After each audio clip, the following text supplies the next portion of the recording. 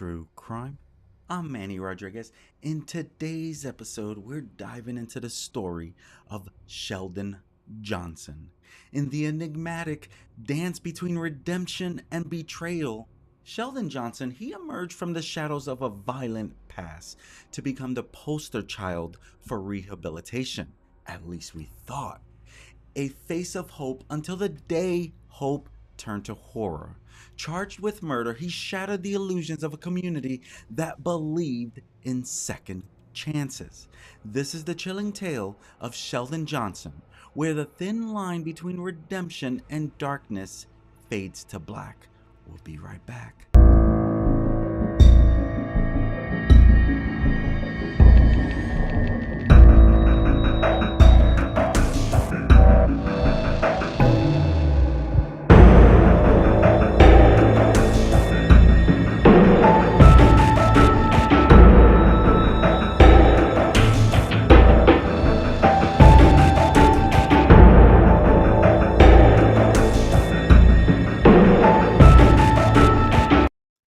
The news of Sheldon Johnson's arrest is sent shockwaves through the communities that had once celebrated his redemption. The man who had become the embodiment of transformation, evolving from a notorious gang member and convicted felon to a counselor for at-risk youth, was now at the center of a murder investigation. As details emerged, a more complex and unsettling narrative began to take shape, challenging not only the perception of Johnson, but also the very ideals of rehabilitation and second chances. The tale of Sheldon Johnson was one of contradictions and layers, and as the legal proceedings unfolded, the public found themselves drawn into a harrowing narrative that defied expectations. The accused murderer, who is now in jail once again, just a year into his release, had spent almost half of his life behind bars. You see, in 1997, he faced charges under the alias Thomas Smalls, leading to a conviction for criminal possession of stolen property in Manhattan. 2 years later, the severity of his crimes escalated, resulting in convictions for attempted murder, robbery, and various other charges. The maximum sentence of around 25 years was served in full, culminating in his release in May of the previous year, 2023. Johnson's return to society was marked by a seemingly successful reintegration. You see, the Queen's Public Defender's Office, they embraced him as a counselor for at-risk youth, and his story, it even resonated with those like Joe Rogan. He was on the podcast of Joe Rogan. Now, in the podcast, if you guys listen to it, it didn't really sound like he was fully, it almost felt like he should have gotten, like he felt they gave him too much of a charge, almost like downplayed what happened in that. And so I don't know if this interview will stay up. You can still find it on Joe Rogan if you want to hear for yourself on this. But, it's like you stop and you think about a lot of this. It's like, why was he actually fixed? Was he a better man? Was he a changed man? You see, the podcast episode, this was just a month before the shocking arrest, which painted a vivid picture of Johnson's turbulent past, his time within the Bloods gang, and his journey towards rehabilitation. The turn of events on that fateful Tuesday morning in the Bronx shattered the facade of redemption. The 911 call reporting gunshots led the police to the apartment building in the High Bridge neighborhood. And that's where it's like they knew something was not right. You see, at least one neighbor had heard the chilling sequence: 2 gunshots, a desperate plea for mercy, and 2 more gunshots, followed by an eerie silence. The witness, now haunted by the sounds of that pierced the night, observed a man later identified as Johnson, as that person that kept coming in and out of the building. You see, he was moving in and out of the apartment with bags and cleaning supplies, right? So he didn't understand. Like Carlos Orlando Medina, who's the building superintendent, he played a pivotal role in unraveling the mystery as to what was this guy doing here? Who is this guy? And so, Orlando, the building superintendent, he responds to the neighbors' concerns. Medina, he decided to review the security camera footage. And what he discovered was a surreal sequence of Johnson's coming and goings, changing outfits like a character in a twisted play. You see, the suspect's actions, they were not normal at all, as he was seen coming out of the elevator, as he was seen in a clear picture. Okay, so it was very chilling.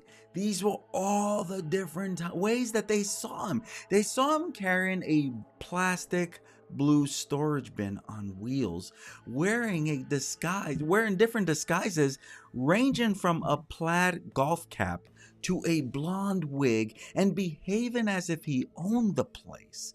As the footage became a key piece of evidence, the investigation, it turned its focus on Johnson's interactions with the victim, Colin Small. Now, Colin and this Mr. Johnson, they is alleged to have had some type of dealings while they were both locked up in Sing Sing prison in New York, in upstate New York. And so Orlando Medina, the superintendent, he had seen Small enter the apartment around 10 p.m. the previous night. I messed that up. It's Colin Small. I put in Smalls. My apologies to the victim. It's Colin Small without the S at the end.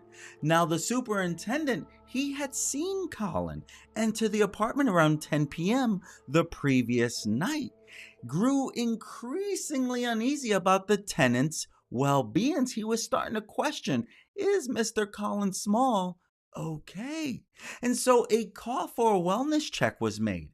And this would set into motion a whole series of events that would lead to the discovery of Small's dismembered remains. When the police knocked on Mr. Small's door, it was Johnson who opened the door.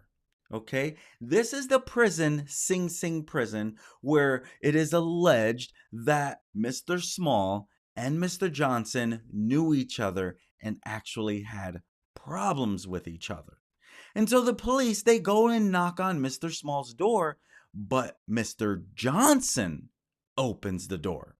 And so obviously right away, okay, we kind of know you, Mr. Johnson. And so the subsequent search, which was authorized by a warrant, it did reveal the gruesome truth. But here's the thing. At first it didn't. At first they didn't know, like, what is going on here? And so they started digging a little deeper into this. And they're like, okay, we don't understand why Sheldon Johnson, who was in there, who even would tell Mr. Joe Rogan on his podcast. Again, he was only on the podcast on February 1st, and he would talk about his journey changing his life around after being jailed for 50 years for 2 violent robberies. And so he was kind of entertaining the whole incident in kind of way. And so he, to bring in Rogan's audience, he would give all these stories, and he would talk about tales of his rise to the top of one of the prison's most notorious gangs before insisting it was all behind him. And he said, I've been doing bad for so long, I'm going to try to do something good. If all else fails, I can go back to doing something bad. That's what he said at that time. Does that mean that it failed? Because that's what he told Mr. Joe Rogan on his podcast. And so then, just a month after the episode aired, here we have Johnson charged in relation to a dismembered body that was found in a bin. That bin that you can see him having, belonging to the victim, Colin Small, 44-year-old man who still had a lot of time to live and to turn his life around, which is what it sounded like he was doing. And so, but they go because the superintendent's like, please, I want to have a welfare check. And, at first, they didn't quite find anything. But then the second time around, they do find something. That's when they revealed the gruesome truth. Small's torso and feet were found in that blue bin, while his legs, arms, and head were chillingly stored in the freezer. The forensic evidence pointed to at least one gunshot wound to the head, suggesting a violent end to his life. Now, within 17 hours of the initial 911 call, Johnson was charged with murder, manslaughter, and criminal possession of a weapon. Now, you're talking about someone who, here is DA, Mr. Alvin Bragg. He is the district attorney for New York. And they consider him a woke attorney where people are just getting away with a lot pretty much. And so this is to the point where even Mr. Bragg was celebrating this man. Okay? This is the type of person that he was. He had people fooled. Allegedly. Again, he's going to have his day in court. But right now, they have so much camera footage that says this guy looks like he might be guilty. And so we're going to obviously keep finding out more of this. But why would he be wearing a wig, right? And so now during the chat on the Joe Rogan podcast, here he is admitting to dealing drugs and robbing those who could not settle their debts. Acts for which a judge reportedly branded him a menace to society.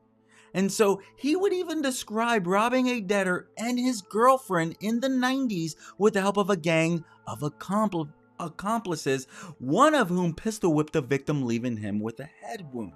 Now, Johnson, he also admitted he roughed up a second robbery victim, although he insisted the man was not physically harmed. Now, Johnson, he was given consecutive 25-year sentences for the crimes. And so while in prison, the convicted felon, he said that he was smoking weed and drinking jailhouse hooch. And he even said on the Joe Rogan podcast, I was in a gang, I was top of the food chain, I had my own nation under me, I wasn't just like a random gang member. Which begs to question, is that the beef that he had with Mr. Colin Small? Right?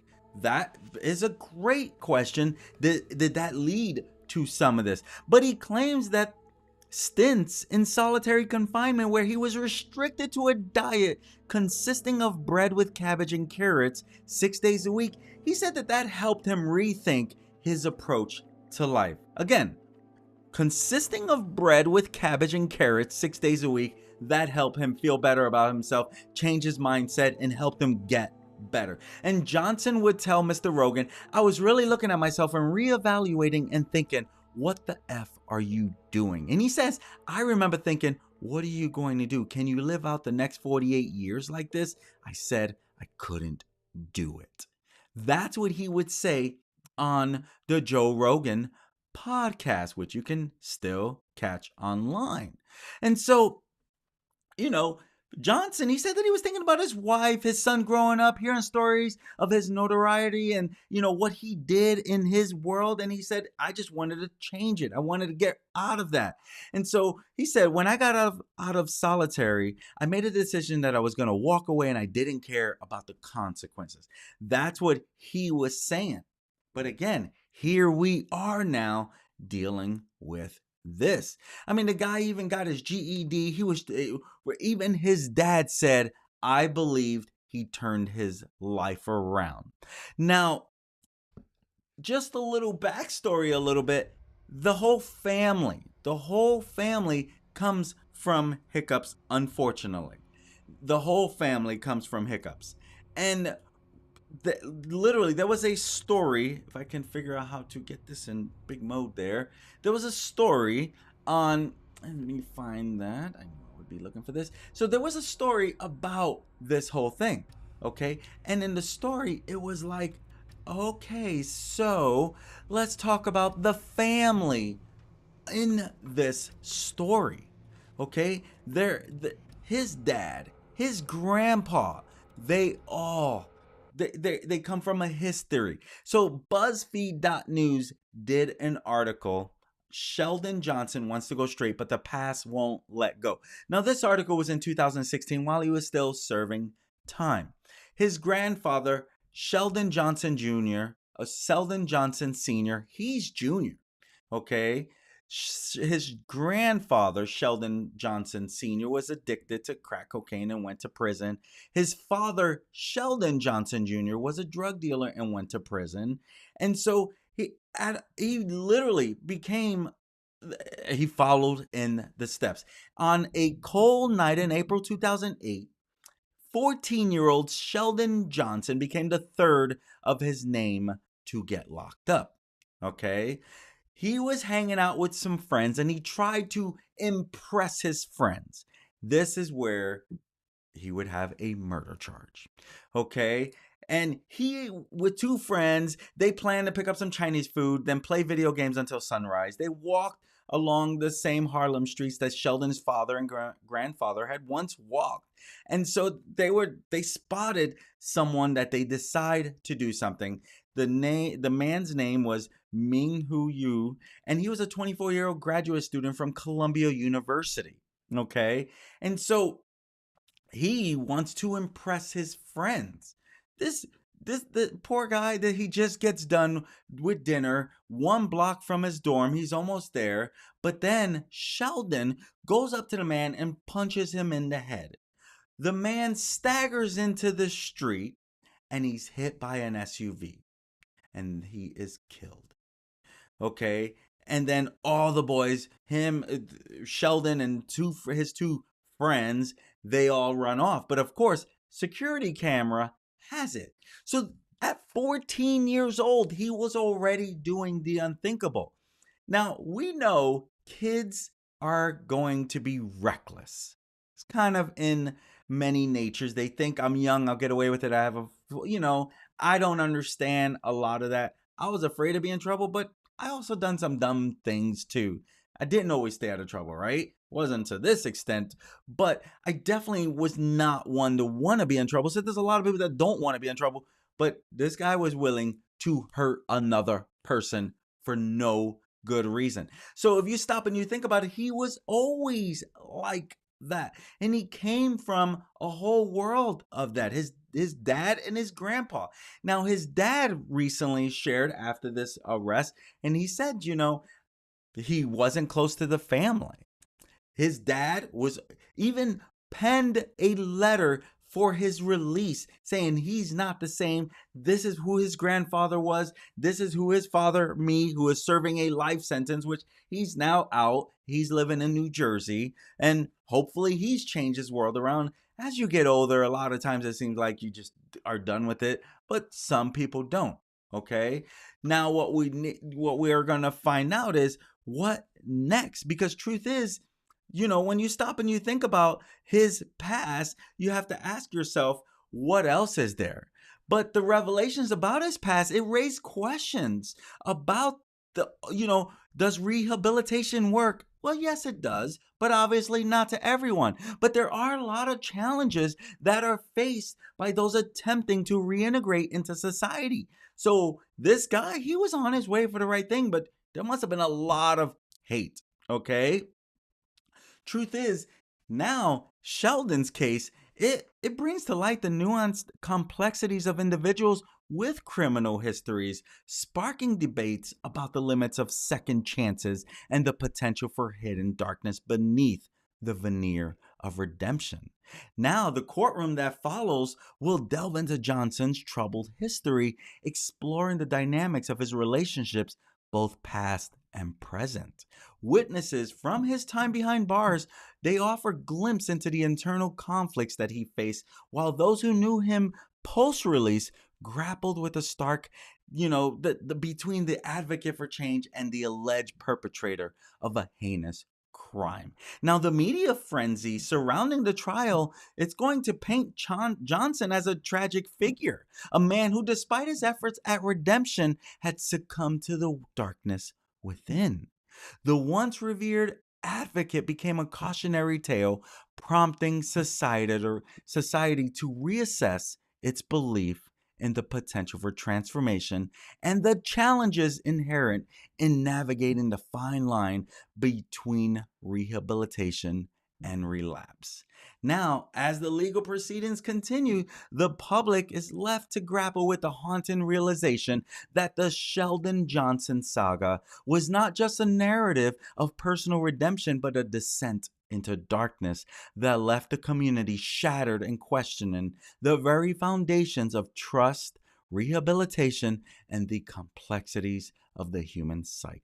The echoes of this chilling tale would reverberate for years to come, casting a shadow over the narratives of redemption that society so desperately clings to. Now we wait to see, because neighbors are going to be witnesses, because they told investigators that they heard a victim pleading for his life. They said that they heard the victim pleading for his life before 2 shots came from the apartment. And so before the grisly discovery, Johnson, he was spotted in the surveillance, disguising himself. So it does not look good. Why would he have to disguise himself? Okay, let's be real. And so police, they descended onto the apartment following reports from concerned neighbors over those shots. And they reportedly told police making the wellness check that they subsequently saw a stranger coming and going from the apartment with cleaning supplies. And that's when all the fears started coming in. But they allegedly heard the victim pleading and screaming, "Please don't. I have a family." That's exactly what the neighbors said that they heard. Now, again, we're going to find out a lot more if that's true or not, but they said that's what they heard and that this man is responsible. And so now we wait to find out, but the building superintendent did tell New York Post that he told officers that he became concerned by the stranger's presence, particularly as they were not the tenant that he knew. So he knew something was off. But he claimed that the suspect carried a blue bin, which was also seen in surveillance footage, into the apartment at around 2 a.m. after the shots were heard, but wasn't seen bringing it back. The neighbor said he brought it in. He brought it in, and he's like, he brought in the bin. I told them, why is he bringing in the bin at 2 in the morning? He's bringing in a bin so late. That's what the super told the police. And he says, we tried to see if he took out the bin. He never took out the bin. I told them, look for a bin. And sure enough, it was there. That is what I showed you earlier, that he was seen as part of one of those disguises. And in a strange development, the building super also claimed that he saw the suspect leaving the scene in the victim's blue Audi before returning wearing a blonde wig. They felt that he was trying to disguise himself, saying he was dressing differently, changing his character. That's not normal. He is hiding something. Now, that's exactly the truth, right? And so now we wait to see what happens next. But the whole purpose of this video is to keep you updated on what could go wrong in this crazy world we live in. And just like this story entails, it's a crazy world we live in. I don't know the victim. He might have changed his life completely around. You heard the neighbor say he heard him begging for his life, and he said, I have a family. Please don't. So the victim knew he was about to die, which he did.